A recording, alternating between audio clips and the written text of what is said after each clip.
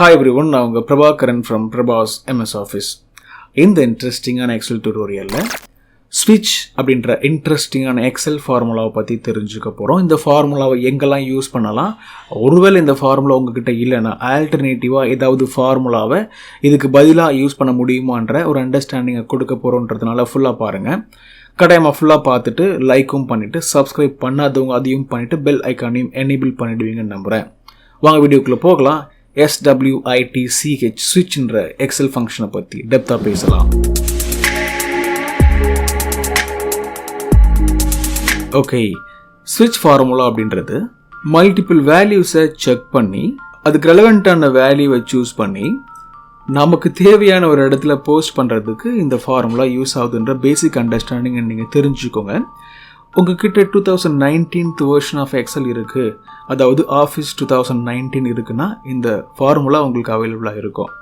அதே மாதிரியே office 365 subscription நீங்கள் யூஸ் பண்ணுறீங்கன்னா உங்களுக்கும் இது அவைலபிளாக இருக்கும் அப்படின்றது நீங்கள் தெரிஞ்சுக்கணும். அதுக்கப்புறம் முக்கியமாக இந்த ஃபார்முலாவை நீங்கள் ஓப்பன் பண்ணுறீங்கன்னு வச்சுக்கோங்களேன். SWITCH ஓப்பன் பண்ணதுக்கப்புறம் இந்த இடத்துல நிறைய ஆர்குமெண்ட்ஸ் இருக்கும் இல்லையா, இந்த மாதிரி நீங்கள் 254 ஆர்குமெண்ட்டை நீங்கள் ஆட் பண்ண முடியும் அப்படின்றதையும் நீங்கள் தெரிஞ்சுக்கணும். ஸோ இந்த மாதிரி ஒரு சில விஷயங்கள்லாம் அதில் இருக்குது. சரியா, இப்போ என்ன பண்ணலாம் அப்படின்னா, பேசிக்காக அந்த ஸ்விட்ச் ஃபங்க்ஷனை தெரிஞ்சுக்கிறதுக்காக ஒரு சின்ன எக்ஸாம்பிள் நான் சொல்கிறேன்.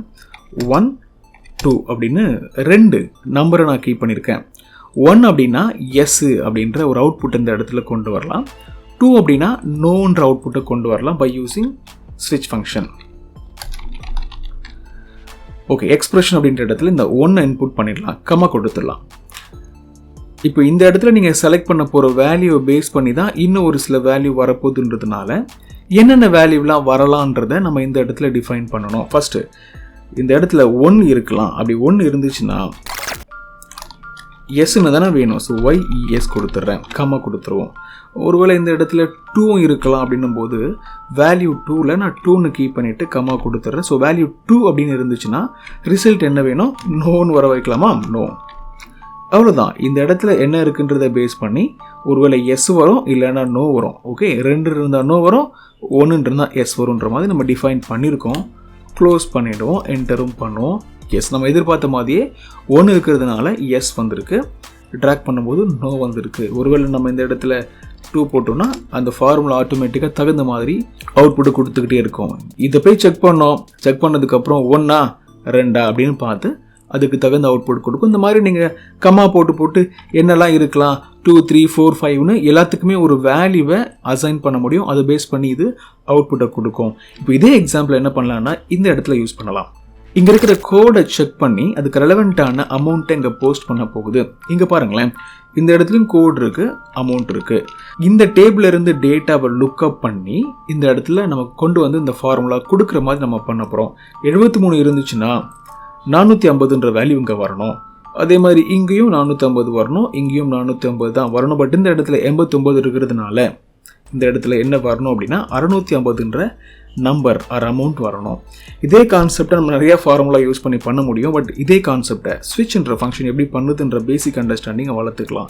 SWITCH ஸ்விட்ச் எக்ஸ்பிரஷனில் நம்ம இது செலக்ட் பண்ணுவோம், கம்மா கொடுத்துடலாம். ஓகே, இப்போ இந்த செலக்ட் பண்ணதுக்கப்புறம் வேரியபிள்ஸை நம்ம டிக்ளேர் பண்ண போகிறோம். வேரியபிள்ஸ்னால் என்னென்னா, இந்த வேல்யூ எதாலாம் இருக்கும், அதுக்கு என்னென்ன வேல்யூவை நம்ம வர வைக்கலான்ற டேட்டாவை நம்ம இந்த இடத்துல கம்மா போட்டு ஆட் பண்ணிக்கிட்டே போகலாம். வேல்யூ 1 அப்படின்னா இதை செலக்ட் பண்ணுவோம். 73ன்றது ஒரு வேல்யூவாக அசைன் பண்ணிவிட்டு 73 இருந்துச்சுன்னா இது அவுட்புட்டாக வரட்டும், கம்மா கொடுத்துடலாம். அதுக்கப்புறம் ஒருவேளை இந்த இடத்துல 89 இருக்கலாம். அப்படி இருந்துச்சுன்னா இந்த வேல்யூ அவுட்புட்டாக வரட்டும், கம்மா.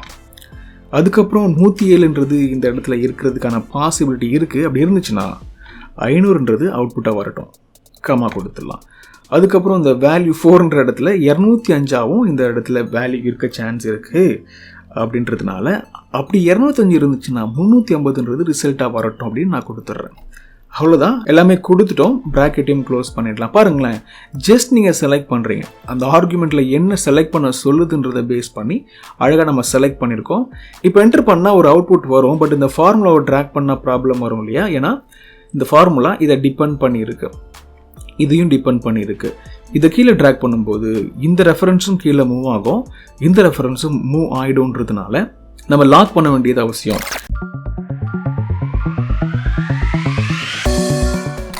இது மூவ் ஆகலாம், தப்பு இல்லையா. கீழே மூவ் பண்ணுறதே இது இங்கே மூவ் ஆகி அடுத்த ரோவை செக் பண்ணுறதுக்காக தான். பட் இது மூவ் ஆகக்கூடாதுன்றதுனால கீழே உள்ள ரெஃபரன்ஸை லாக் பண்ணணும் அப்படின்றதுனால இதெல்லாம் நம்ம லாக் பண்ணிடலாம்.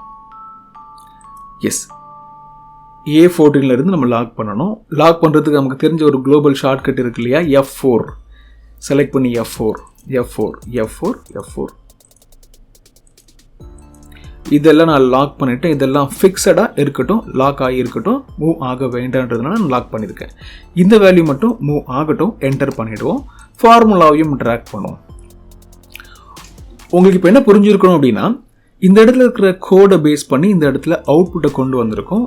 இது எல்லாமே இந்த டேட்டாவை பேஸ் பண்ணி நடக்குது அப்படின்ற அண்டர்ஸ்டாண்டிங் வந்திருக்கும். அதுக்கப்புறம் பேசிக்காக இந்த ஸ்விட்ச் ஃபங்க்ஷன் எதுக்கு யூஸ் பண்ணுற இந்த பேசிக் அண்டர்ஸ்டாண்டிங்கும் வந்திருக்கும். இதே ஸ்விட்ச் ஃபங்க்ஷனை நிறைய இடத்துல டிஃப்ரெண்ட்டாக யூஸ் பண்ணலாம். உங்களுடைய அண்டர்ஸ்டாண்டிங் தகுந்த மாதிரி, உங்கள் ரெக்வயர்மெண்ட்டுக்கு தகுந்த மாதிரி யூஸ் பண்ணலாம்.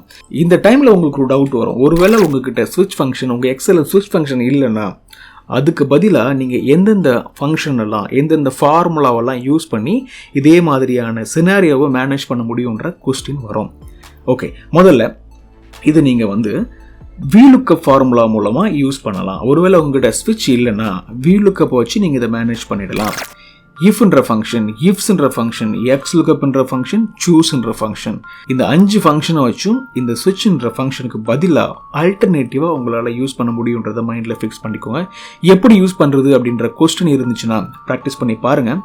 இல்லை நீங்களே சொல்லுங்கள் பிரபாகர் அப்படின்னு சொன்னாலும் கமெண்ட் பண்ணுறதை பேஸ் பண்ணி நான் இந்த ஸ்விட்ச் ஃபங்க்ஷனுக்கு பதிலாக ஆல்டர்னேட்டிவாக எந்தெந்த ஃபங்க்ஷன்லாம் யூஸ் பண்ண முடியும், அதை எப்படி ஹேண்டில் பண்ணுறது, இதே சினாரியோ வச்சு மல்டிபிள் ஃபங்க்ஷன் நம்ம பார்க்கும்போது நல்லா புரியுன்றதுனால நீங்களும் ப்ராக்டிஸ் பண்ணி பாருங்கள். நானும் உங்களுக்கு தேவைப்பட்டுச்சுன்னா இதை நான் சொல்ல ட்ரை பண்ணுறேன். சரியா, கட்டாயமாக உங்களுக்கு இந்த ஸ்விட்ச் ஃபங்க்ஷன் புரிஞ்சிருக்கும்னு நினைக்கிறேன். ஸ்விட்ச் ஃபங்க்ஷனுடைய ஆல்டர்னேட்டிவ் ஃபங்க்ஷன்ஸும் உங்களுக்கு புரிஞ்சிருக்கும், இருக்குது அப்படின்னு புரிஞ்சிருக்கும் நம்பர். நான் சொல்லித்தரல, பட் இருந்தாலும் உங்களுக்கு புரிஞ்சிருக்கும். நீங்கள் ப்ராக்டிஸ் பண்ணி பாருங்கள். உங்களால் பண்ண முடியலன்னா என்கிட்ட கேளுங்க, நான் உங்களுக்கு அந்த ப்ராக்டிஸ் பண்ணி காமிக்கிறேன். அது மட்டும் இல்லாமல் பேசிக்காக இதோடைய சின்டெக்ஸ் என்ன, இதோடைய லிமிடேஷன்ஸ் என்னன்ற பேசிக் அண்டர்ஸ்டாண்டிங்கும் வந்திருக்கும் நம்புகிறேன். கட்டாயமாக லைக் பண்ணுங்கள், சப்போர்ட் பண்ணுங்கள். இதே ஃபைலை ப்ராக்டிஸ் பண்ணுறதுக்கும் டவுன்லோடபிள் லொக்கேஷனில் கொடுத்துருவோன்றதுனால ப்ராக்டிஸ் பண்ணுறதுக்கும் இதை யூஸ் பண்ணிக்கிறது ரொம்ப நல்லது. இது வரைக்கும் நீங்கள் சப்ஸ்கிரைப் பண்ணவே இல்லைன்னா சப்ஸ்கிரைபும் பண்ணிவிட்டு பெல் ஐக்கானையும் எனேபிள் பண்ணிவிடுங்க. நான் பண்ணுற இந்த e-learning வீடியோ எல்லாமே டெமோ கிரியேட்டர் அப்படின்ற அப்ளிகேஷன் மூலமாக தான் பண்ணிக்கிட்டு இருக்கேன். அப்படின்றதுனால நீங்களும் ஒருவேளை இந்த டெமோ கிரியேட்டரை ஃப்ரீயாக யூஸ் பண்ணி பார்க்கணும், அண்டர்ஸ்டாண்டிங்கை வளர்த்துக்கணும், நான் ஒரு யூடியூபர் ஆக போகிறேன், வீடியோ போட போகிறேன், என் ஸ்க்ரீனை நான் கேப்சர் பண்ணி ரெக்கார்ட் பண்ணி பப்ளிஷ் பண்ணணும் அப்படின்னு ஆசைப்பட்டீங்கன்னா எப்படிலாம் பண்ணுறதுன்ற அண்டர்ஸ்டாண்டிங்கை வளர்த்துக்கிறதுக்காக ஒரு டெடிக்கேட்டாக வீடியோ பண்ணியிருக்கேன். அதை போய் பார்த்துட்டு நீங்கள் அந்த தெரிஞ்சுக்கிறது ரொம்ப நல்லது. கட்டாயமாக தெரிஞ்சுப்பீங்க, புரிஞ்சுப்பீங்க. இதை ப்ராக்டிஸும் பண்ணி பார்ப்பீங்க, லைக் எல்லாம் பண்ணி சப்போர்ட் பண்ணுவீங்க நம்புகிறேன். See you in the next video. Thanks for watching.